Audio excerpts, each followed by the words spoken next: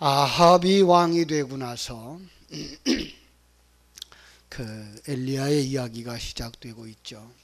엘리야는 하나님의 명령대로 아합에게 자기의 말이 없으면 수년 동안 비도 이슬도 내리지 아니할 것이다 라고 선언을 했고, 그를 시냇가로 숨어서 까마귀가 주는 그런 음식을 먹으면서 물을 마시고 살았습니다. 이 시냇가도 마르자 하나님께서는 그 시돈에 속한 사르밧 과부의 집으로 보내서 거기서 이제 하나님의 은혜를 덧입고 살았습니다. 3년의 세월이 지났다. 18장 1절에 보면 그렇게 말하고 있는데요. 3년의 세월이 지나가서 하나님께서 이제 내가 아침면에 비를 내리리라 약속을 하죠. 그리고 이제 그 엘리야는 그 아합을 만나게 됩니다. 아합의 생각은 이 고난의 길이, 이 어려움의 원인이 바로 엘리야 때문이다라고 생각을 하고 있었고요.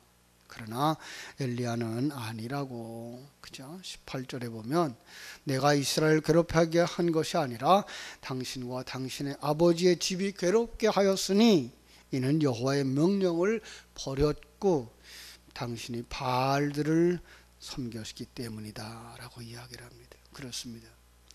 어려움의 원인, 이 땅에 일어나는 모든 고난과 환의 풍파의 원인은 하나님을 따르지 아니하는 데 있는 것입니다. 우리가 생각하고 있는 성도들의 고난, 연단과 전혀 다른, 이것은 바로 죽음의 길로 가는 이런 고난인 것이죠. 왜 그렇다고요? 하나님의 명령을 따르지 아니했기 때문이다. 더 나아가서 하나님을 섬기지 아니했기 때문이다. 하나님을 섬기지 아니하는 이유가 뭡니까? 그들은 자기를 위한 세상을 산다. 우상 숭배하는 삶을 사는 자들이었기 때문이다. 이렇게 얘기를 했습니다. 누가 진정한 하나님을 섬기는 자인가?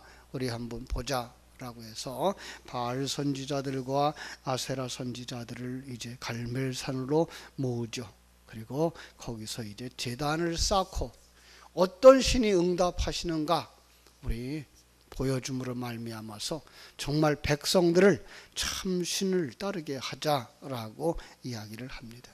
결국은 이제 그 바알과 아세라 신을 섬기는 선지자들을 850명과 이제 하나님을 섬기는 엘리야가 이 갈멜산에 올라와서 모이게 되어지고, 그 상황 속에서 엘리야가 먼저 그들에게 이야기를 합니다.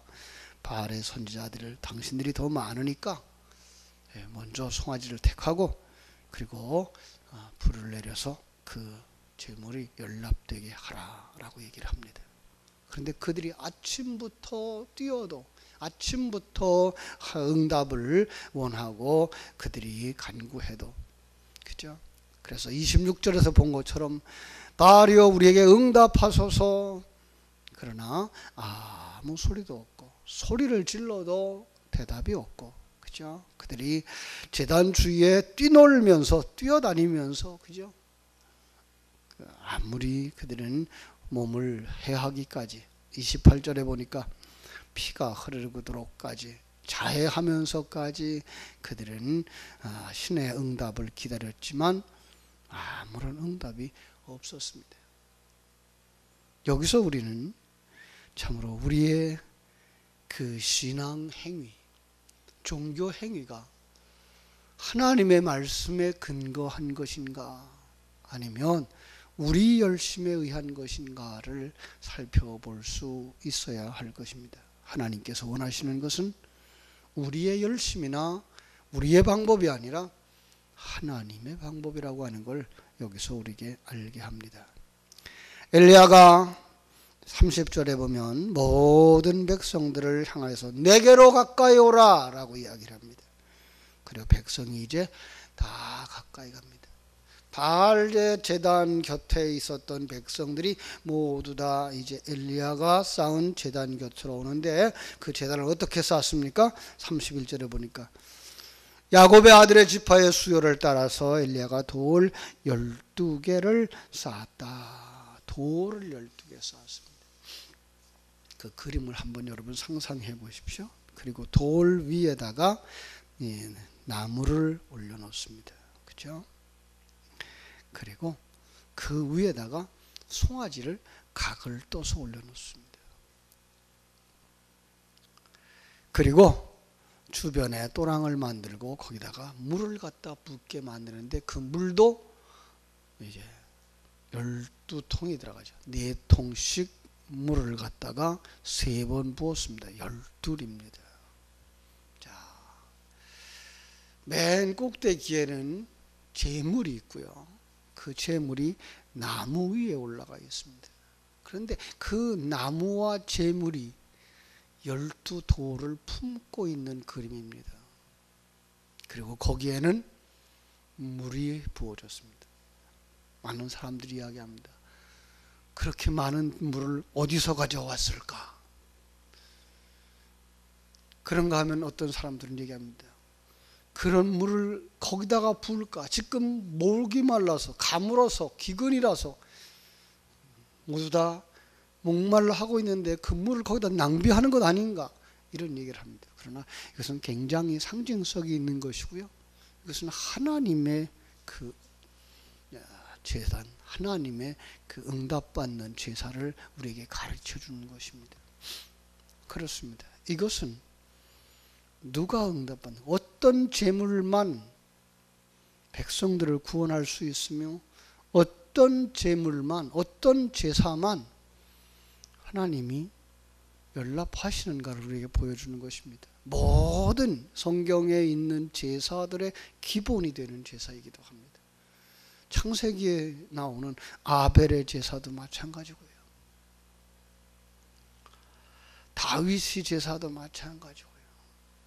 솔로몬의 제사도 마찬가지고요. 신약에 나오는 성도들의 예배도 마찬가지입니다. 이 그림 속에 들어가 있는 겁니다. 제물, 바로 예수 그리스도를 상징하는 것입니다. 예수 그리스도의 십자가의 죽으심, 그렇습니다. 그 나무 바로 십자가를 상징하는 것이고요.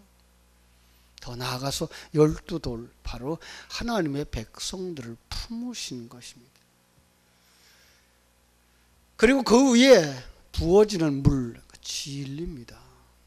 요한복음 4장이 말하는 것처럼 신령과 진리로 예배하는 예배를 하나님이 받으시는 겁니다. 마중물이라고도 말할 수가 있을 것입니다.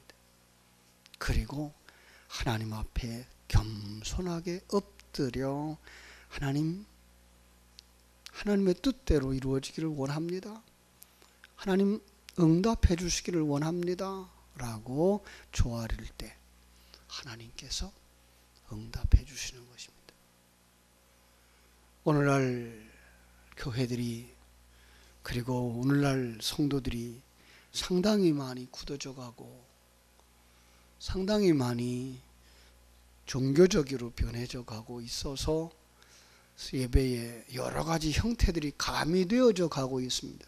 그렇게 하지 아니하고는 성도들의 마음을 집중할 수가 없다라고 생각을 하고, 그렇게 하지 아니하고서는 성도들이 정말 그 말씀에 귀를 기울이지 아니하고 다른 생각을 한다고 생각을 하기 때문에 그렇습니다. 정말 안타까운 것이죠. 그러나 진정한 것은 예수 생명을 가진 자들이 예수 그리스도 안에서 하나님의 언약의 말씀에 근거해서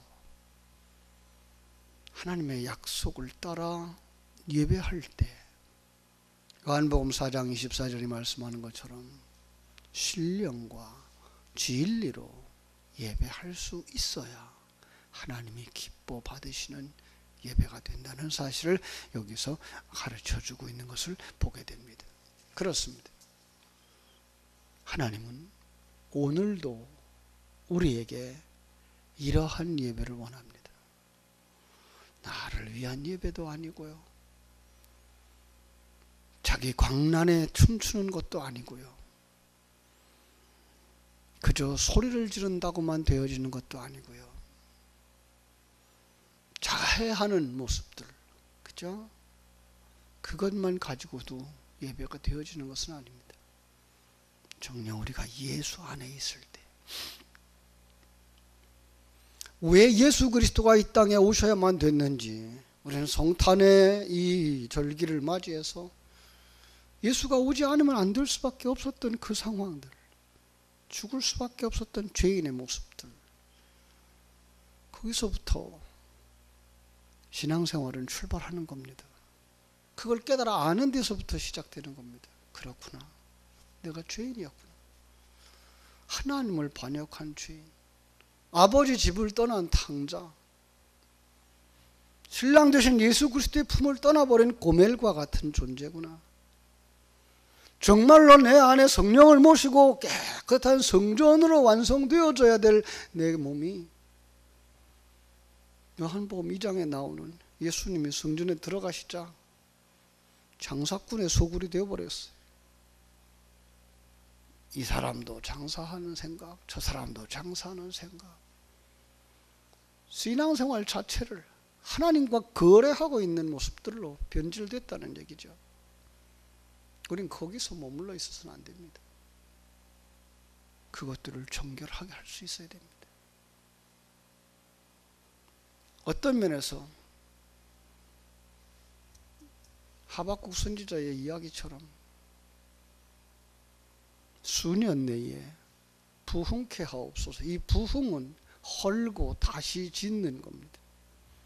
성전을 그냥 청소하는 정도가 아니라 이 바알과 아세라 신의 제단을 청소하는 정도가 아니라 완전히 헐어버리고, 나 중심의 신앙, 그 기초부터 헐어버리고 반석 되신 예수 그리스도를 기초로 한 그 기초 위에 예수 그리스도를 머릿돌로 삼은 건물, 작은 예수들로 하나하나 쌓아져 가고 완성되어져 가는 성전으로 완성되어져야 되는 겁니다. 그런 성전으로 재건축해야 되는 겁니다. 신랑의 품을 떠났던 고멜을 호세아가 하나님의 뜻을 따라서 보리 한 호멜 반과 10단 가지고 가서 사가지고 오는 겁니다. 거기 따라가야 되는 겁니다. 주님의 말씀에 순종하며 돌아가야 되는 겁니다. 주님이 피 흘려주시고 주님이 자기 몸을 다 팔아서 우리를 샀다고 하는 사실을 깨달아 안다면 이제 무슨 할 말이 있겠습니까? 그분 따라가야죠. 그분 따라가야죠. 한 걸음 한 걸음 주님 따라가는 겁니다. 자기 십자가 지고 날마다 자기 부인하고 그 길을 걸어가는 겁니다. 그게 신앙의 길입니다. 그게 마땅한 신부의 길입니다. 그리스도가 덧입혀준 의의 옷을 입고 이제 그 의로운 자의 삶을 살아가는 것입니다. 아버지 집을 떠난 아들이라면 어떻게 됩니까? 이제 그 자리에 떠나야 되죠.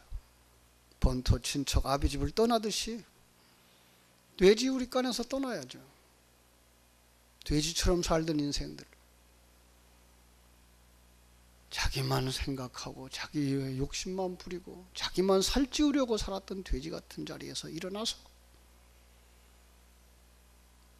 자기의 몸이 정말로 초라한 누더기를 입은 거지인 줄을 깨달아 알고 감히 아버지 앞에 나가서 아들이라고 말할 수 있고 아들이라고 축복해달라고 말하기 전에 참으로 죄인입니다.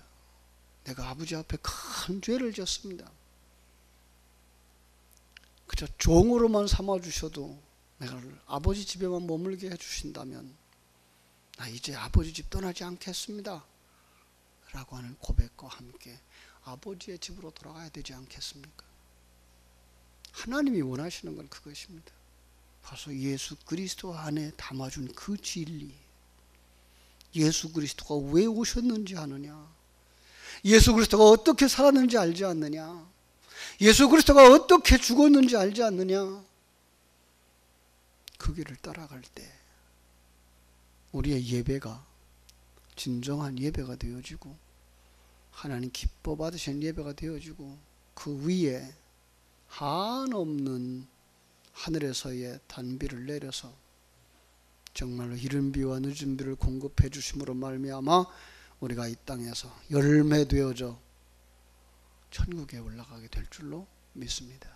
이 새벽에도 그 주님을 깊이 묵상하고 내가 드리는 예배가 내 욕심에 찬 예배는 아닌가 생각하고 하나님의 뜻을 따라서 하나님의 은혜 속에서 진리 가운데에서 하나님 앞에 아름답게 예배할 수 있는, 그렇게 되어지기를 소원할 수 있는 이 새벽에 여러분들의 예배와 여러분들의 기도가 되어지기를 주님의 이름으로 축복합니다. 기도하겠습니다. 아버지 우리 하나님, 크신 은혜와 사랑을 감사하고 감사합니다. 오늘 본문 속에서 응답이 없는 제사와 하나님의 응답하는 제사를 대조하며 무엇이 하나님을 기쁘시게 하고 무엇이 하나님이 받으시고 무엇을 하나님이 응답하시는 제사 예배인가 가르쳐 주심을 감사합니다.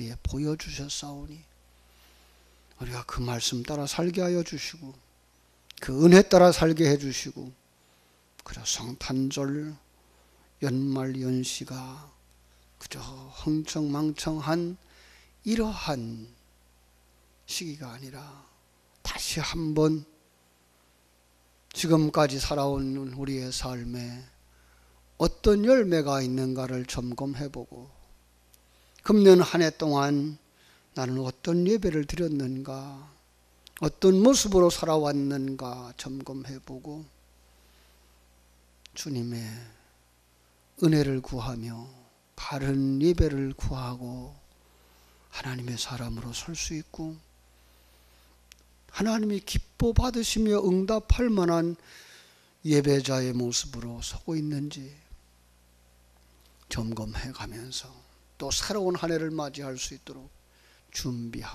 준비하는 저희들 되게 우리 하나님 복을 더하여 주시옵소서. 눈을 열어 주시옵소서. 귀를 열어 주시옵소서. 감각을 살려 주시옵소서. 정녕 믿음의 확신을 가지고 어제 몇 시간 주신 말씀처럼 성탄의 기적은 말씀대로 이루어지이다라는 고백 속에 있으며 예언 속에 있으며 계획 속에 있으며 그 놀라운 기적이 우리 안에서 일어나기를 사모하고 정녕 모든 문제의 해답이 예수 그리스도인 것을 깨달아 알게 하시고 그리고 순종하면서 참여하면서 자신의 삶 속에 예수 그리스도가 탄생하고 자신이 작은 예수로 태어나도록 주님 앞에 엎드릴 수 있는 저희들 되게 하여 주시옵소서. 확실한 증거를 붙잡고 나갈 수 있도록 아버지 우리 속에 체험들을 주시고 증거들을 주시고 확신들을 주시고 그래서 정말 흔들리지 않는 믿음의 사람들이 되도록 우리 하나님 복에 복을 더하여 주시옵소서. 예수님의 이름으로 기도하옵나이다. 아멘. 하늘에